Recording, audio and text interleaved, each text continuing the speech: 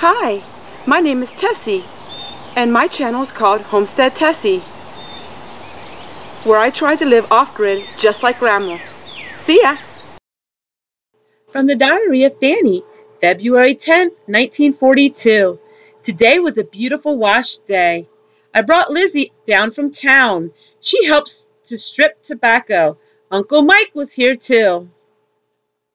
Today, Tessie makes homemade lye soap and the special use that she uses it for. Hi friends, and welcome to Homestead Tessie. Today we're going to make homemade lye soap. This soap is going to be made to wash our dishes with. Last year, as you know, I made a lye soap, and my friends all started telling me, Tessie, did you realize this soap is really great for washing dishes? And I said, no, I didn't realize that. So we are going to make a bar soap that is great for washing dishes. After I make this video, I'm going to share with you how I wash my dishes with it. So this first video is of making of the lye soap. I'm going to read off the ingredients to you before I even start.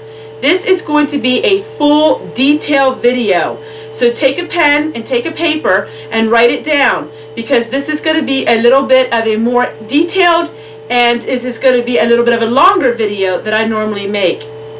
The bar dish soap is 3 cups of cold water, 17 ounces of lye, 2 pounds of coconut oil, 2 pounds of shortening, 2 pounds of oil, which of course is 32 ounces, 2 cups of lemon juice, and 3 tablespoons of powdered milk.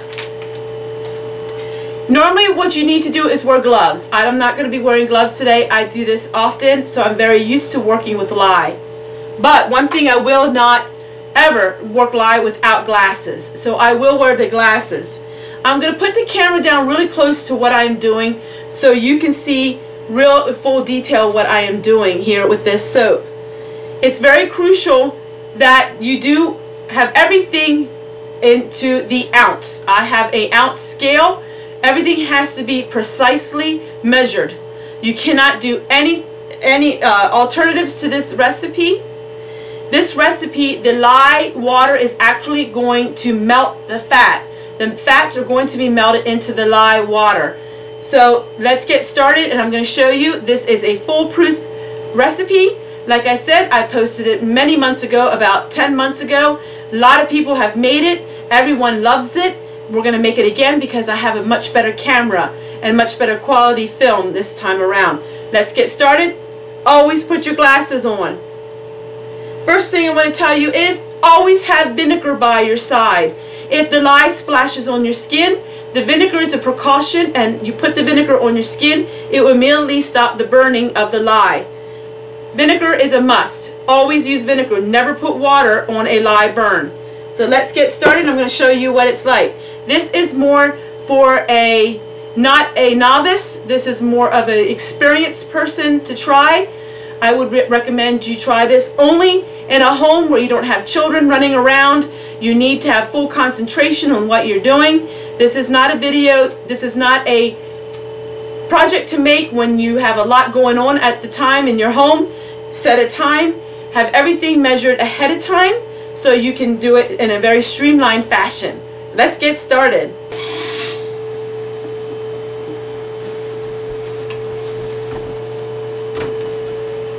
What is going to happen is when we add this water to the lye, it is going to produce a very high heat. You want to always have a hot pad underneath your kettle. You're also going to want to cover your face a little bit until the lye is dissolved.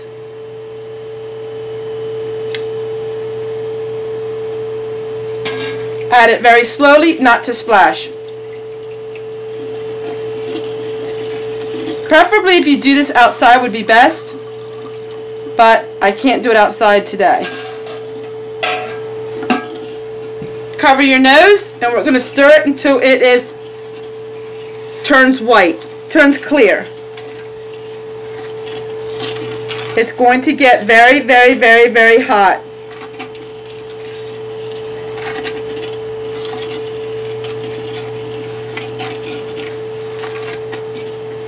We're going to stir it until the lye is dissolved. which can take up to 5 minutes. So I'm going to turn the camera off, and when it's clear, we're going to add our fats. Alright, the water is clear. So now what we're going to do is we're going to add our fats. We want to add our shortening first. This will only work with shortenings and soft fats. This will not work if you are using anything other than that. This won't work with lard. So we're going to slowly put it in, not to splash.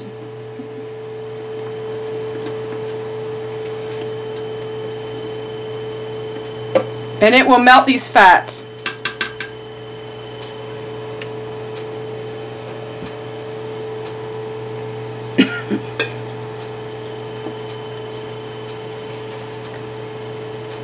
So the coconut oil went in first. And after the coconut, then we will do the shortening.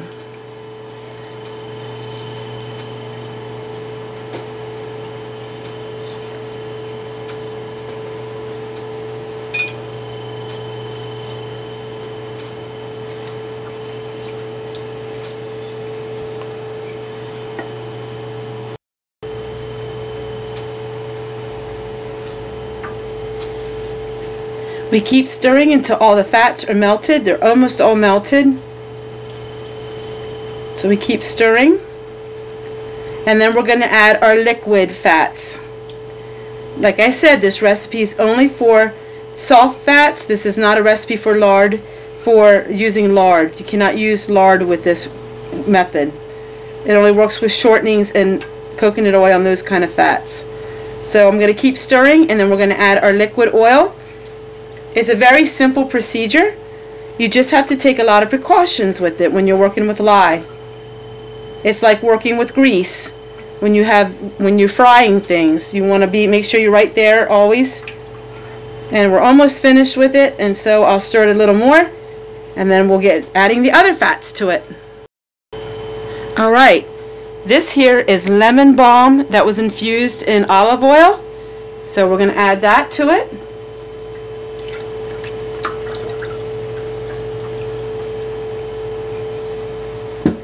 And it also has a little bit of almond oil as well.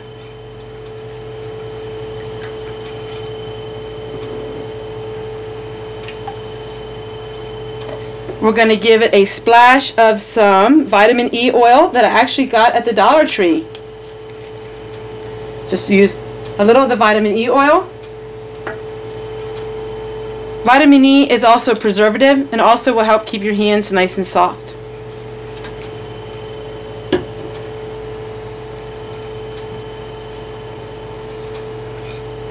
All right.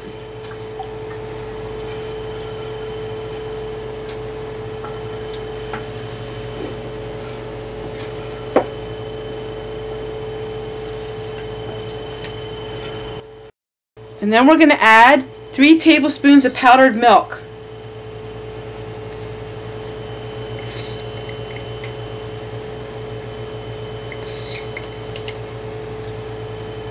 And then we're going to stir it all together. And the last thing that we're going to add is lemon juice. Now this is something you're not going to see everywhere. This is really great with this recipe. This is how it is, and the lemon juice makes it really good, and it makes a very good soft soup. So we're going to add the lemon juice.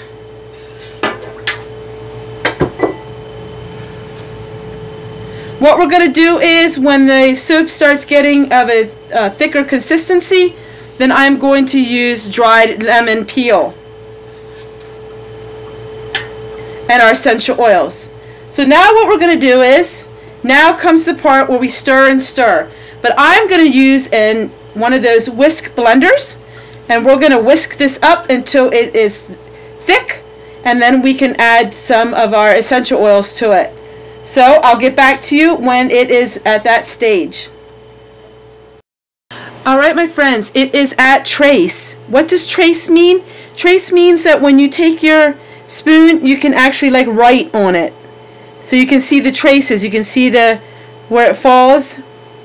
See if I can show you. It's like really thick honey.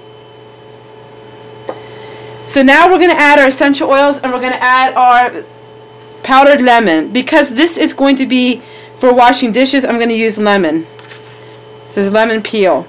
Now I'm not sure how much I want to use, so I'm going to try a little bit first and see what it looks like, and then we'll add more to it. So we're just going to stir it in, the lemon peel. Maybe add some more. Alright, that should be plenty. Right, we're going to stir that in, and then we'll add our essential oils. I'm using lemon essential oil because, like I said, this is going to be for washing dishes, and I'll show you how I have it already. I have a system where I use the soap for my dishes. Okay, looks good. Then we're going to use our essential oils. So I'm going to use a whole bunch of it. I'll probably use the rest of my container here. This is lemongrass. I don't know how many that was, or it probably was like 50 drops. Not sure. So we're going to put that in. Make sure we stir it real good. And then we'll pour it into our molds.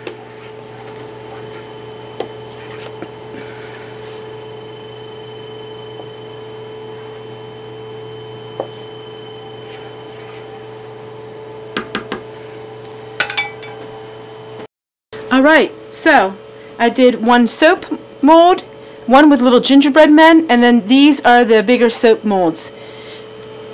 One thing you want to do is make sure you always have your molds lined with plastic. It's easier to get your molds out of it. Now you can buy silicone molds at Amazon. If you want to spend that, you know, that's great. This I got free with my lye, so I'm using that. But I just use cardboard boxes that are lined with plastic. One thing you do not want to do, don't ever put your lye soap in aluminum. Always make sure it's stainless steel, wood, boxes like this with plastic. Don't ever mix any soap in anything aluminum. Aluminum will interact with the lye. So make sure your kettles are stainless steel. Make sure your molds are plastic like this. Nothing metal, not the old-fashioned cake pans or anything like that. So we're going to let this sit for 24 hours. Then we're going to get them out of the molds, and we're going to cut them and let them cure. So I will share with you in the next video how we cut them and cure them. Alright, so it's been 24 hours and we're going to cut the soap. I'm using this old dish strainer to set my soap on. So I'm going to show you what it looks like. You want to cut it within 24 hours. That way it's still soft, but yet it's hard enough that you can cut it. So I'm going to take my crinkle cutter and we're going to slice it like this, and then we're going to slice it the other way. I don't like thick soap. I like it more thinner. So I'm just going to show you what it looks like cutting it. Okay, so what do we have today? This is what we have. That is lemon peels. That is dehydrated lemon in it. Oh, it smells so good. Now, and then I'm going to cut it in bars like this because I'm going to show you then how I use it in my dishwashing. What I do is I add a bar like this in an old teapot and I fill it with water. And I let the water boil because I don't have hot water on the Homestead. And then one of these will last me over a week. I just keep it in the teapot, and that produces hot soapy water for me. So that is what it looks like. They turned out really great with the dehydrated lemon peelings that I had blended up really fine. So there's what they look like. For all of you who got my soap all those months ago, this is the same recipe. It's my favorite. Now, you cannot use this soap for about six to 8 weeks. You want it to cure. So you let it sit for like 6 to 8 weeks. This is going to give me a lot of soap. So I have 2 bars. I did the little soap in the molds already, and I did try those little stampers that I got that was made for cookies. It worked a little bit. It didn't work that well.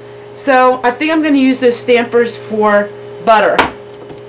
So I'm going to go ahead and I'm going to finish cutting up this soap.